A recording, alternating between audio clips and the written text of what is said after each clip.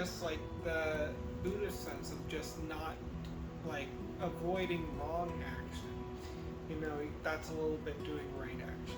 Right. Like, by avoiding doing something that wrongs yourself, you are like doing something good. But yeah. Yeah, totally agree. And then also the fact that you get to see very clearly here that this is certain aspects are not set in stone. It comes back to how you feel specifically as now you're being more aware of where your belief systems are, and you're being more conscious of your intentions behind things. Right. You're being more aware of how your speech is definitely powerful, and how it can affect people, and then into action. But you have to have those three first parts kind of in check, or you'll naturally react to things in old ways. So that is why the spoke goes in in the order that it goes in, by the way of that you do have to be aware of those and already have put some effort and time into focusing on each, so that you can get to a place where you don't always have to think before you act specifically, because then you know that your intentions are in alignment. Right, like your you're views. changing your reaction in a Yes. way. Like so it becomes natural for you to react in a way that is right. Like Correct. that is aligned with you more. As opposed to like what you have been programmed to throughout like life through various situations, by changing like your view, your intention, your I keep forgetting your Speech. your speech, like you reinforce like a new way of being, which naturally leads you to be able to act differently than you have up to this point. Yeah. What just kind of came to me is like, so if you can think of right view, that would be almost like cleaning up the garden area, working with the soil to make sure that you're ready to plant the seed, which would be your intention. And then with the right speech and the right action, you can think of that as the seed has been planted there, and then you could grow a beautiful flower, or you could grow some weed, depending on how much work you did with your soil before planting that seed, and how much watering of that seed you're doing.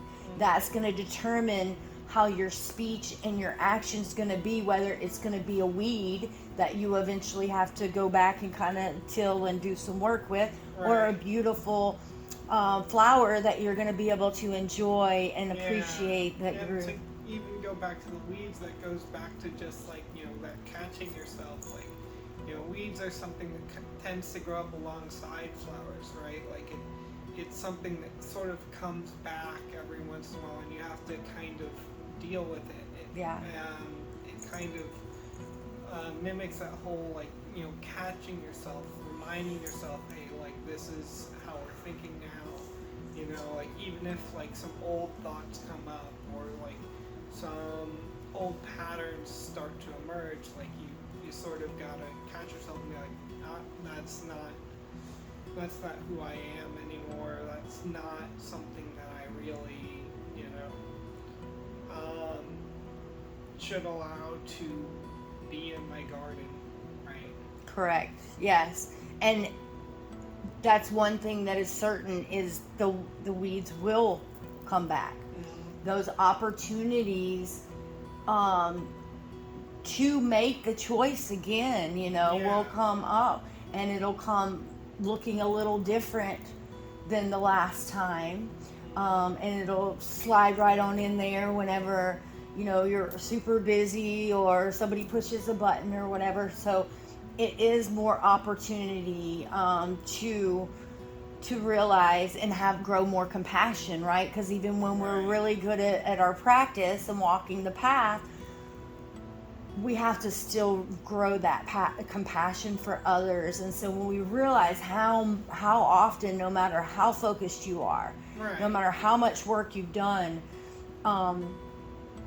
there are still times where you're going to get caught off guard, and things are going to push the button in just the right way to where you could or couldn't. But there is a point where we will get very good at almost laughing that thing away when it comes up and being like, haha. But then we're grateful that it's there because it's a teacher, right?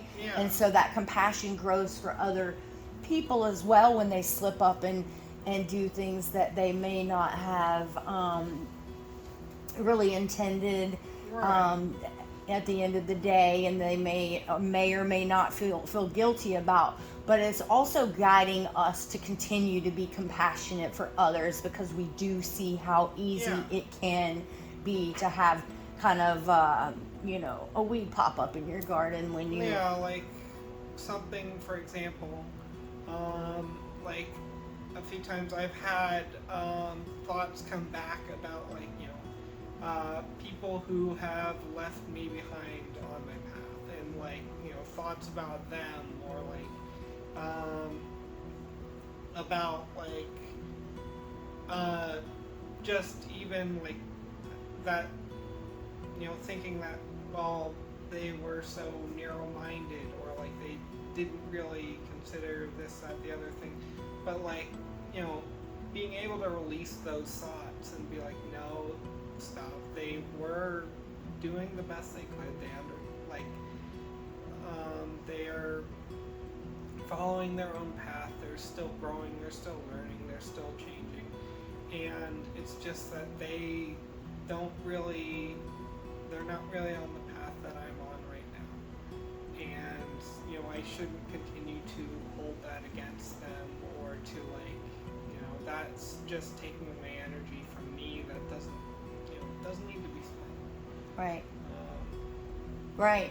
And then also what came to me too is that when we don't succumb to that, kind of blaming or taking on suffering over the way that we perceive that, like how you said, your perception of that, well, just let me stop this because they are on a different path than me, and this is where they are on their path.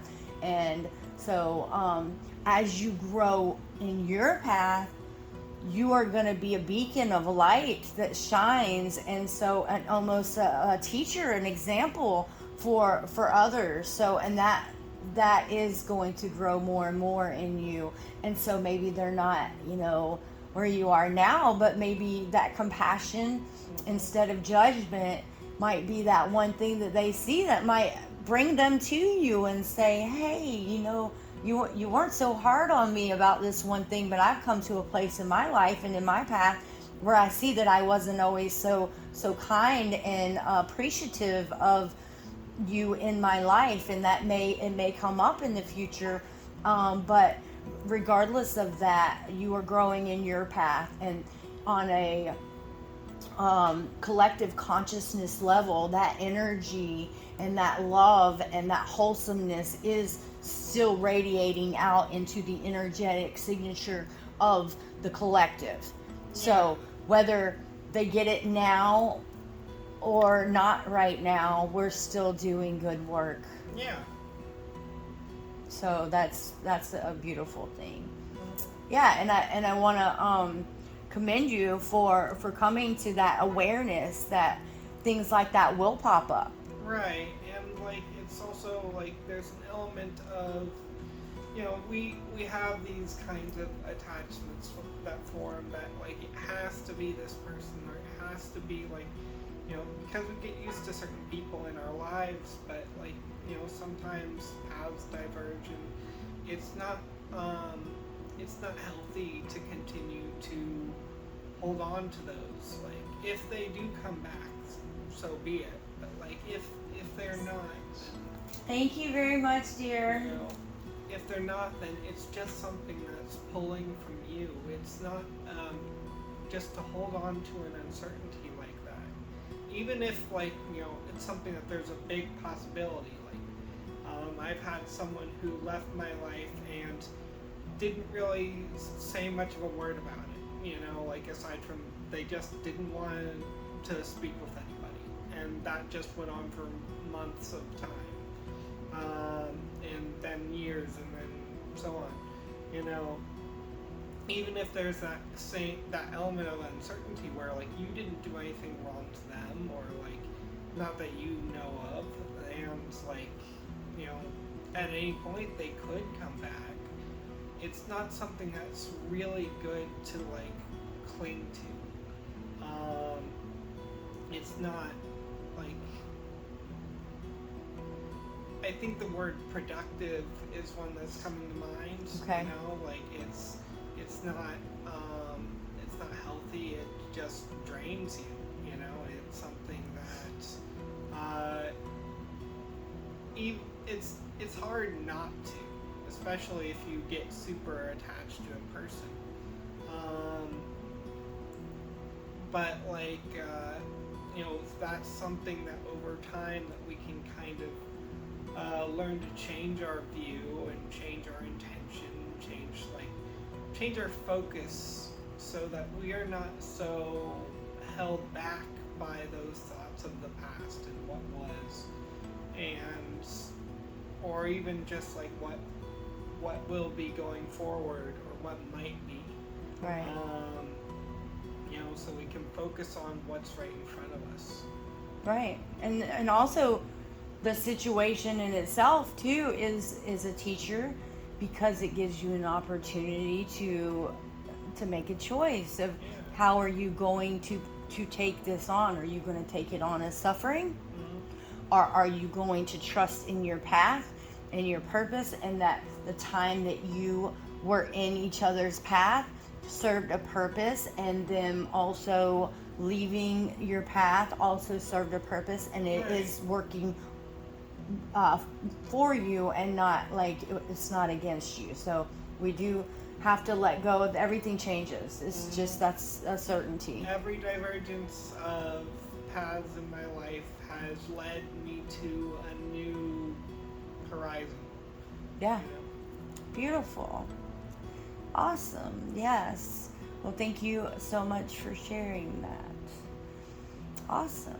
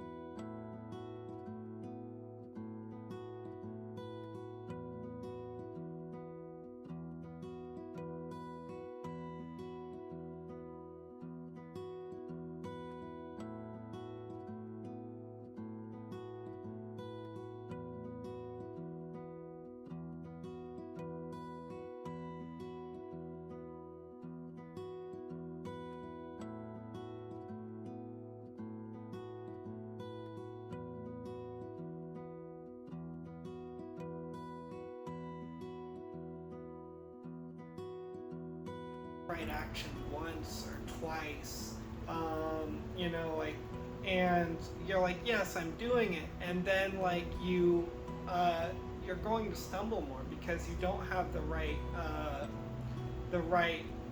you know, mindset. You don't have the right intention. You don't have the right speech that is lending itself to that effort. You know, like, you're pushing yourself to do something that is not normal for you, and that's still, in your view, not normal for you. So, like, you know, as long as your mind still sees that as not a usual thing, it's not something that you're comfortable in. Right. So by changing your view, by changing your intention, by changing your speech, and by continuously, you know, trying to keep that in place, keep that garden seen to, you make that action something that is natural, something that is comfortable, something that you don't even really have to think about. That's the power of the integration there. Mm-hmm. And that's why they're like, there's space in between each spoke, right? They're not all like almost, if you think of like a bridge or something where all the boards are connected to each other. Mm-hmm. The spokes have some separation between them, right? There's some space in between, because you do need time to work on each spoke, each step of the path, and integrate it as you move along the wheel, so that when we are here where we are on right action, you can see that it took each of those steps. And Yeah. so, like, the first thing you have to do is you have to realize that your current view, isn't really true to yourself. Like, you have to realize where your programming is causing harm. And then once you've realized that, you can set intentions to change that. And then once you've set those intentions, you can start to catch yourself in how you speak and realize, this isn't a helpful way of speaking. This isn't a helpful way of, you know, interacting in a vocal sense, with the world. And then, like, from there, like, you've got your views changed, you've got your intentions changed, you've got your speech changed. Now you can start to work on your actions, to have, like, them reflect what everything else, all you the use other the progress perfect word, I feel. Yeah. Have them reflect the work that you have done, because your actions are going to show you how much you really have integrated these the truths that we're coming into and practicing from week to week.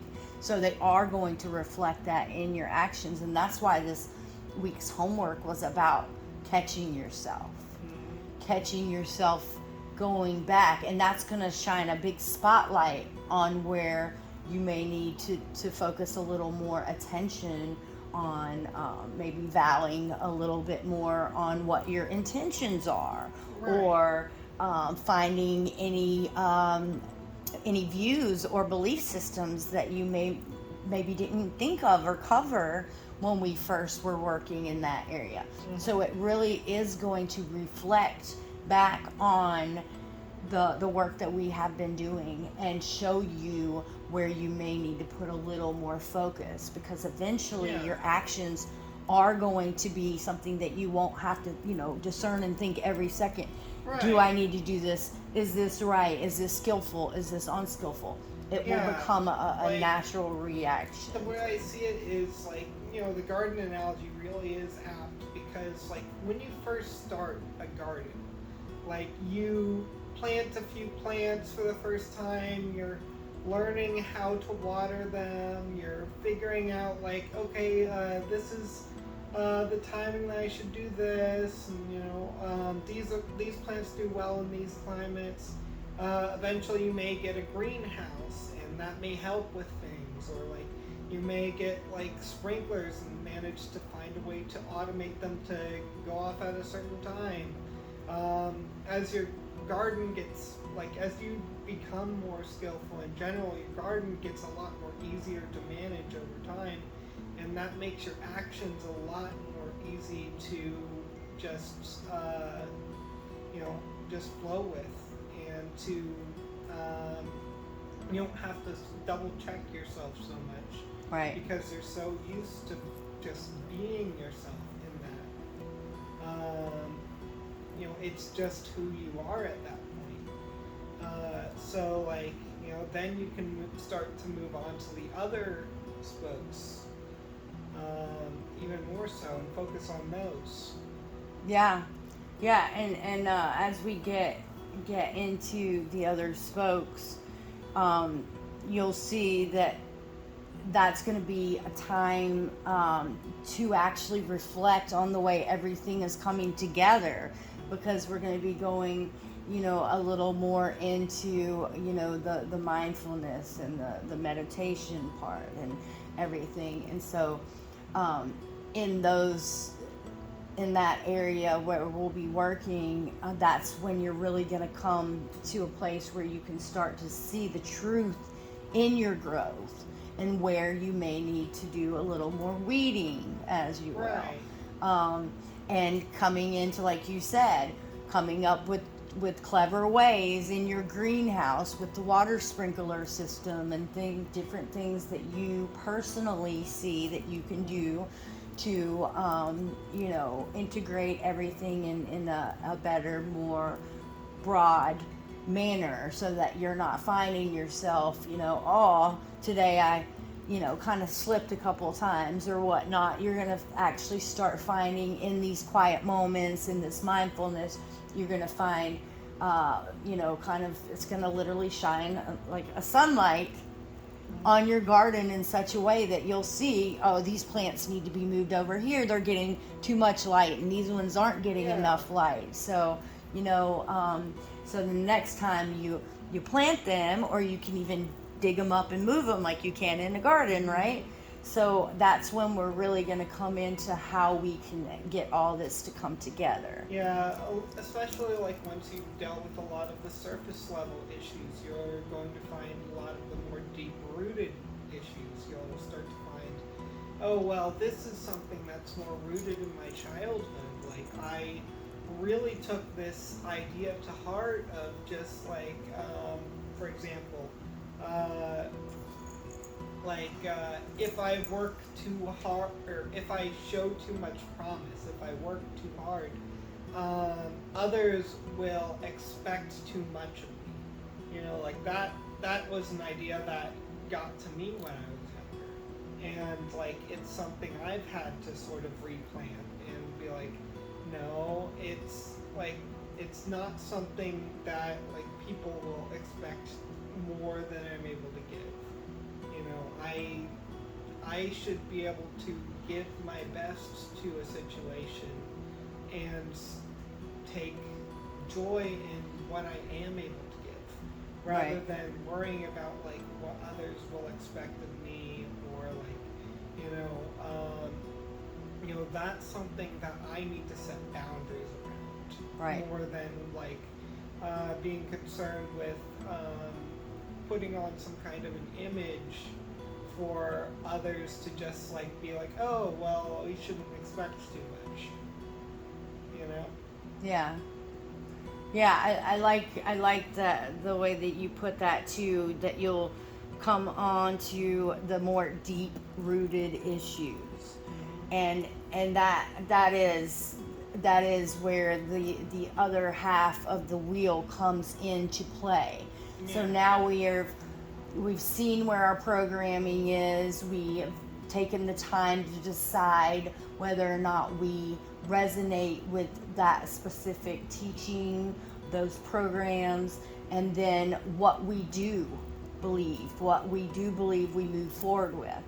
And then from there, the birth of our intention comes. Like, so this is what my belief system is. This is, what I resonate with. My intention is this. This is my vow and my purpose is to walk in this path, and I'm integrating these things. I think And so purpose is a very good word for that. yeah, and so then we start to work on how we interact with the world and with everything around us, our environment, through our Yeah. speech and our action.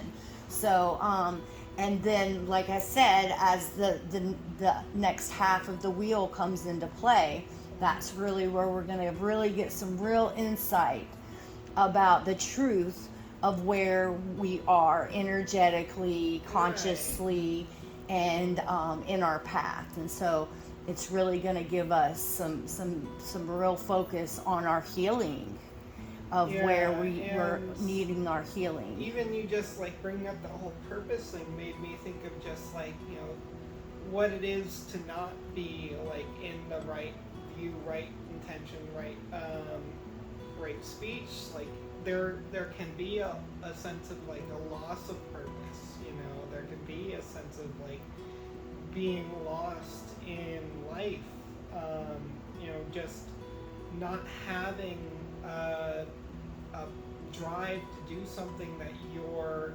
here to do, you know, like there's so many people who just like they give up, they decide that like, okay, you know what, I'm just here, I'm doing my 9 to 5, I'm doing my, you know, my schedule, I'm trying to figure out things and like deal with stress and what have you, but like they're, you know, they're just so caught up in the flow of life that it's easy to just get worn down and depressed and, you know, like be like, you know, what's the point of it all, right? Right. Because they're not really, they're so caught up in just like the doing and the just repetitive action that like they don't have an intention, they don't have a clear view of what they want, you know, they're just reacting to everything that's around them, and they're not sure how to get out of that cycle. Yeah. You know? Yeah. Yeah, absolutely. And I agree. And thank you so much for sharing that. So that gives us a lot to kind of chew on over the next week. And I think that really points us more to that how important it is to start catching yourself. Right. Like every time, just like Otherwise a you kid can get caught in the weeds. Exactly. I always go back to the when, like, as raising a child, or you know, well, just that, you know, children will test you. They will, if they want something and you say no, and then sometimes you'll let them do it, but other times, you know, it's like, no, if you're not consistent with it, they're going to keep testing you. They're going to keep pushing because they know that there's a good chance that you're going to cave. Yeah. You know, maybe you're too busy to keep, you know, guiding them in the, okay, you know, I said no, not this time, or whatnot. So each time they're going to have an opportunity to say, okay, do I just listen? Or, you know, they caved 3 times ago. Maybe I should keep on them.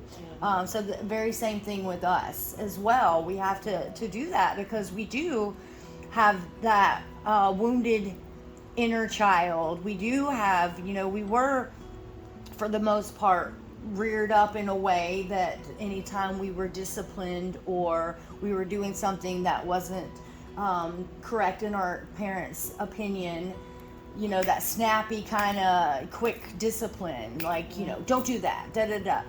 And you know, not a whole lot of like loving, tender care there, but more like, you know, very assertive and, you know, stop that kind of thing. So we do have to remember that we are in our path. We still have some wounds that are going to come up for healing, and like, that's what we're going to start to notice. Me, one of my wounds that like I've had to kind of deal with is, you know, something that my mom has said, like, on multiple accounts is like, oh, I raised you wrong. You know, like I messed up. I spoiled you too much. Like I should have like disciplined you more. All that sort of stuff. It's something that is hurtful to hear. You know, like it reinforces the idea that like I have not, grown up correctly, or that I am somehow malformed emotionally and like mentally, that I am not a correct adult, which really, like, it's not, that's not something for someone else, even like a parent, to really determine for you. It's something that, like, it's for you to find your own path.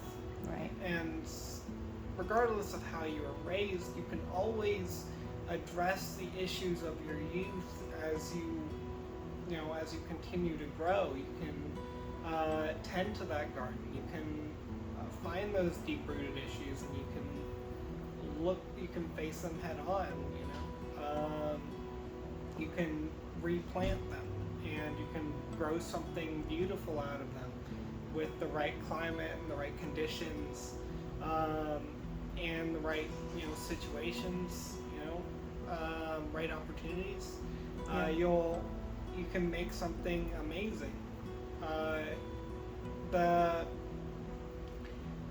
way that a parent raises their child, it may seem that things have gone wrong because like their child isn't who they expected them to be when they reach the age of 18, 25, what have you. But really, like, at any point in our lives, we have the opportunity to turn things around. Yes, and I'm kind of feeling right now, like channel-wise, that if you think about like a forest and how the trees grow, and so sometimes certain trees they don't live in, and maybe they're in a certain area that's not that great for their health and their survival, so they may not flourish the way that a tree a couple feet away from them does. But still yet, in the process of them dying, and they go back into the soil, and they're actually still feeding that bigger tree. So we can think of the smaller trees around that great big old flourishing tree as some of the things that we have been through in our lives, and the moments that we kind of surpass some of the things that other people have said or how we've perceived it. We can think of it as one of those trees that weren't planted in the exact right place at the time. So as we kind of love and heal that, it no longer needs to be there. So it goes back into our energy, feeding that great big old flourishing tree. Right. So yeah. Yeah. Well, I have thoroughly enjoyed this conversation very much after our service. Yeah. And I've been recording, and at the beginning I had this thought that I may start doing this and making like a podcast of the conversations afterwards, Right. because I'm finding that it is very helpful, and